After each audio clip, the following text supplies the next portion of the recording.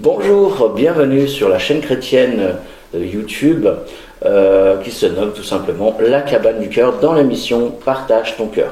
Et aujourd'hui, on a déjà quelqu'un qu'on a écouté, entendu il n'y a pas longtemps, qui a fait une première émission ici, dans l'émission Partage ton cœur, qui avait donné son témoignage. Et aujourd'hui, on va voir la suite du témoignage, mais avant, bien sûr, je te laisse te présenter ma chère sœur.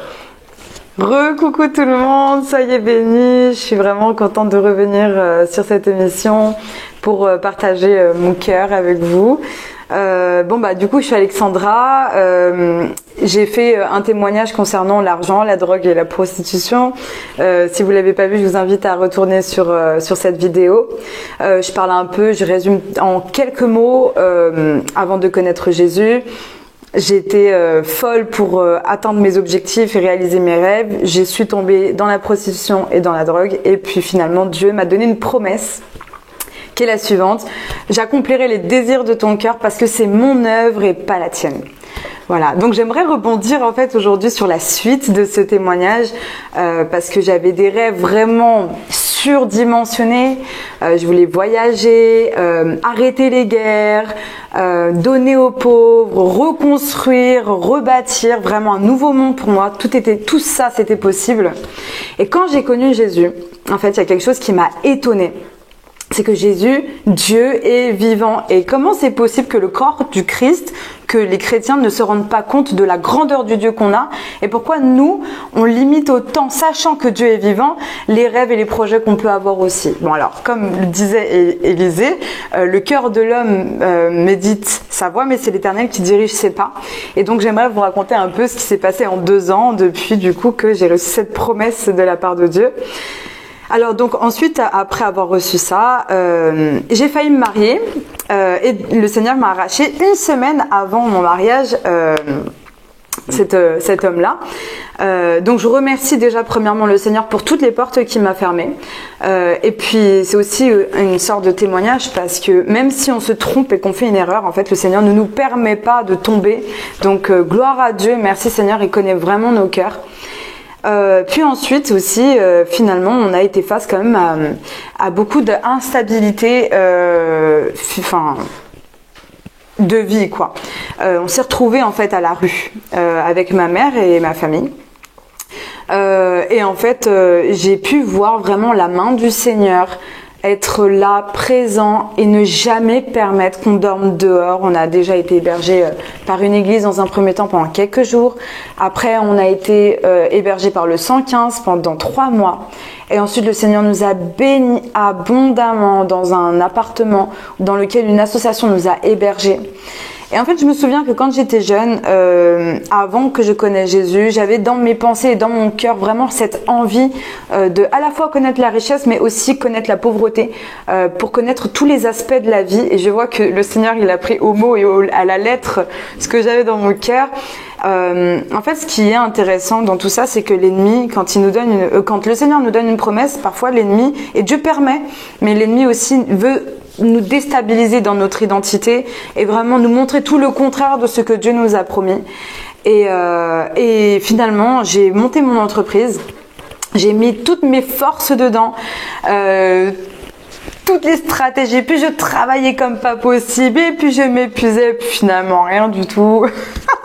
Tous les efforts à la poubelle. Et le Seigneur m'a demandé de renoncer, hein. En fait, un peu comme j'avais tellement peur de créer mon Ismaël qu'il fallait que je me sépare de mon bébé que j'avais créé. Et puis en fait non, si le Seigneur m'a demandé en fait de me séparer de mon Ismaël. C'était quoi ton Ismaël alors? C'était mon entreprise de courtier en travaux. De courtier en travaux. Ouais. D'accord. Ouais. Suite à l'opportunité que j'ai eue quand j'ai connu Jésus, finalement, cette fameuse somme des 10 000 euros que j'allais gagner, ça m'a lancé vers une idée d'entreprise qui était du coup, courtière en travaux dans l'éco-construction. Mais c'est vrai que le projet humanitaire que le Seigneur a déposé dans mon cœur et la vision qu'il m'a donnée n'est pas contre ça, mais c'est autre chose que ça. Et donc, voilà. J'allais me faire beaucoup d'argent, hein. C'est quelque chose qui fait beaucoup d'argent, mais c'est pas à suivre. Le Seigneur nous prévoit des bénédictions tellement grandes et merveilleuses. Donc, peut-être que partie remise. Oui, et c'est peut-être que partie remise. Oui, je pense que quand on a un parfum de bonne odeur entre ses mains, faut pas nier, faut pas louper l'opportunité de le déverser sur les pieds de Jésus, parce que c'est là où est la bénédiction. Amen. Amen. Ouais, amen. Donc j'aimerais quand même donc aujourd'hui je sens et je sais que je vais dans la bonne direction. Je pense que ça n'a pas de prix, l'obéissance n'a pas de prix, sachant que derrière la promesse de Dieu, elle est véritable. Tout ce que Dieu construit est plus solide que du bambou indéracinable. Indéracinable. Alors vraiment je bénis Dieu, aujourd'hui vous me voyez là et puis plus tard vous verrez ce que Dieu va faire dans quelques années et puis on rend gloire à Dieu déjà pour tout ce qu'il a fait d'avance. Amen.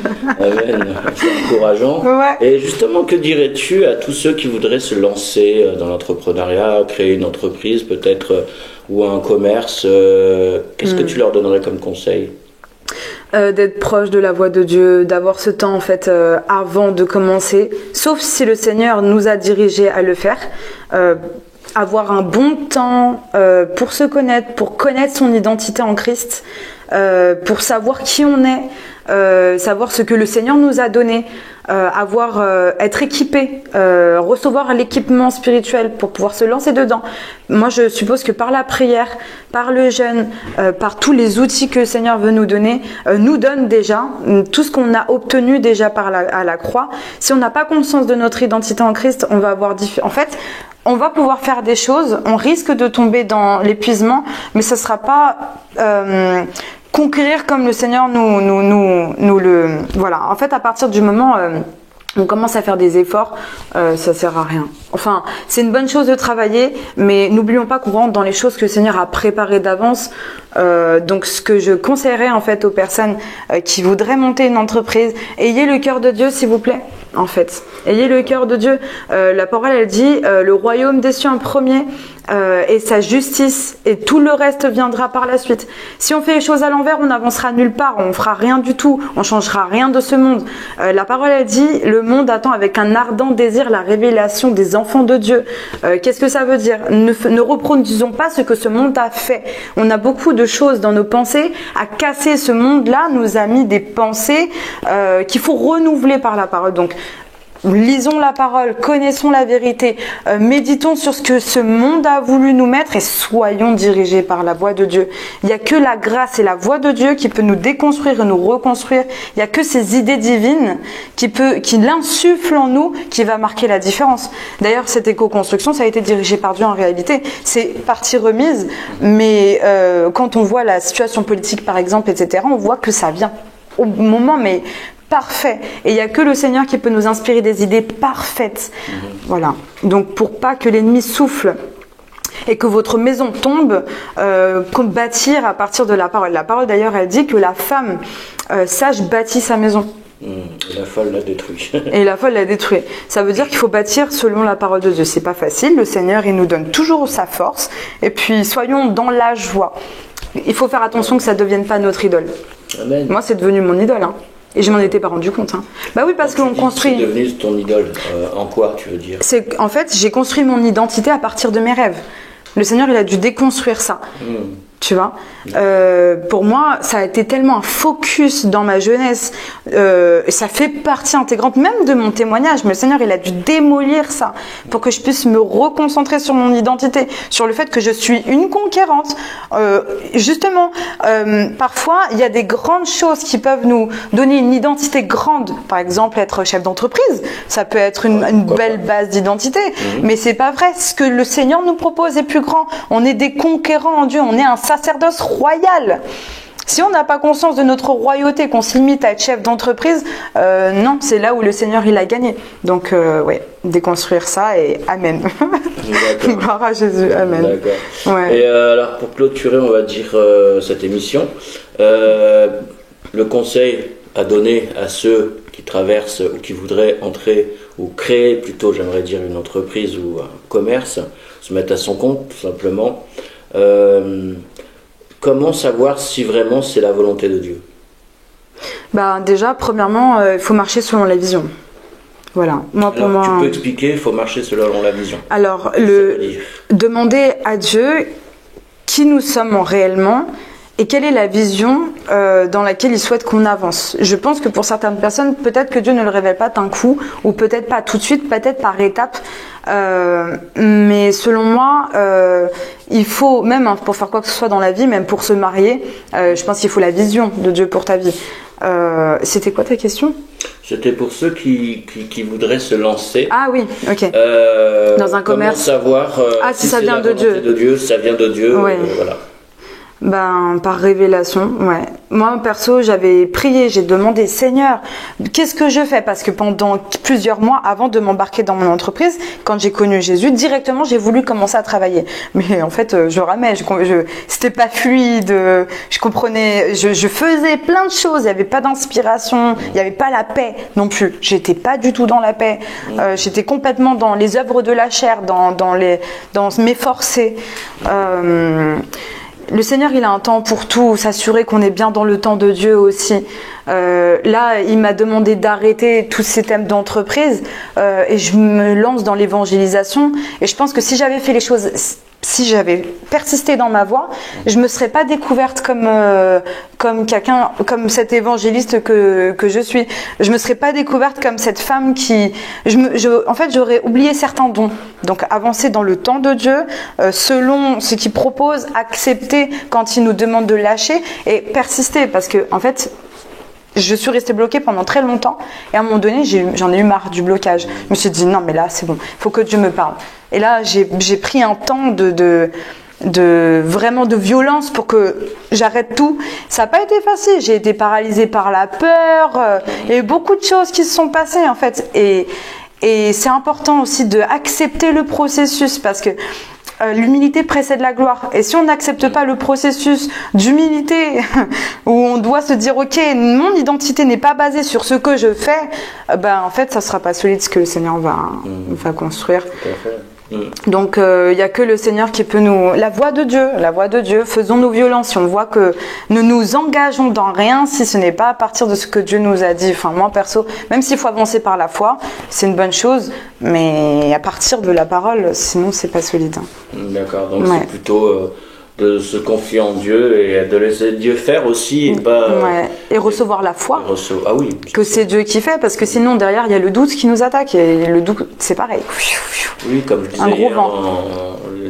L'enseignement du culte, c'est justement la foi, l'obéissance. Et c'est vrai que c'est pas quand tout va bien que ta foi est une remise est éprouvée, mais c'est quand ça va mal. Et amen, alléluia. Et donc amen. Du coup, sur ces beaux mots de la fin, tu aimerais peut-être rajouter une parole ou quelque chose qui te tient à cœur? Oui, alors oui. Du coup, le Seigneur nous donne un terrain pour qu'on puisse faire des saltos. Il nous donne un grand terrain pour faire des saltos. Ça veut dire que, en fait, le Seigneur ne nous donne pas petit. Le Seigneur nous a déjà tout donné. Il nous a donné des pays entiers, il nous a donné des villes entières. Comme c'est à nous d'aller et de faire des saltos, d'être créatifs, de recevoir l'inspiration de Dieu pour modifier ce monde, pour analyser le territoire. Soyons patients, soyons dans la joie. N'ayons aucune limitation sur ce qui est possible, parce qu'avec Dieu on peut tout faire et c'est vraiment magnifique de pouvoir tout faire avec le Seigneur. On peut conquérir des villes, on peut changer, on peut analyser les forteresses qu'il y a dans une ville, on peut changer ces forteresses en fonction de créer des ateliers. Enfin, nous recevons l'inspiration divine pour conquérir des territoires en grand selon nos dons et nos talents. Voilà. Et la parole, elle dit que le Seigneur, la gloire de Dieu, c'est de cacher les choses, et la gloire des rois, c'est de sonder, de trouver ce que Dieu a caché. Et en fait, une pasteure, il y a pas très longtemps, je lui ai partagé ça, et elle a reçu une révélation qui m'a, waouh, j'ai été waouh. Et en fait, le Seigneur, il dépose dans notre cœur des trésors, des secrets. Et c'est à nous parfois d'aller sonder, d'aller travailler sur ce qu'il a déposé en nous, de croire aussi en des capacités que le Seigneur nous a données. Et c'est là qu'on trouve la gloire de Dieu aussi parfois. Donc, ne méprisons pas nos talents, utilisons la créativité et l'inspiration de Dieu pour venir conquérir le monde. Pour moi, c'est le message que pas négliger non plus les petits commencements. Amen.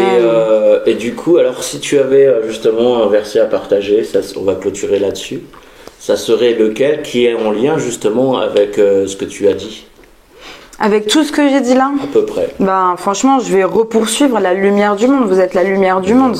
Je pense que ça regroupe tout. Et le sel de la terre, si le sel perd sa saveur, elle ne sert qu'à être jetée au sol et être foulée aux pieds par les hommes. Je crois que c'est ça. Oui. Donc, restons le sel. Ne perdons pas notre saveur. Utilisons cette créativité. C'est tout. Amen. Très bien. Écoute, encore une fois, merci pour ta venue et on vous dit à très bientôt. Que Dieu vous bénisse. Bye bye. Bye bye.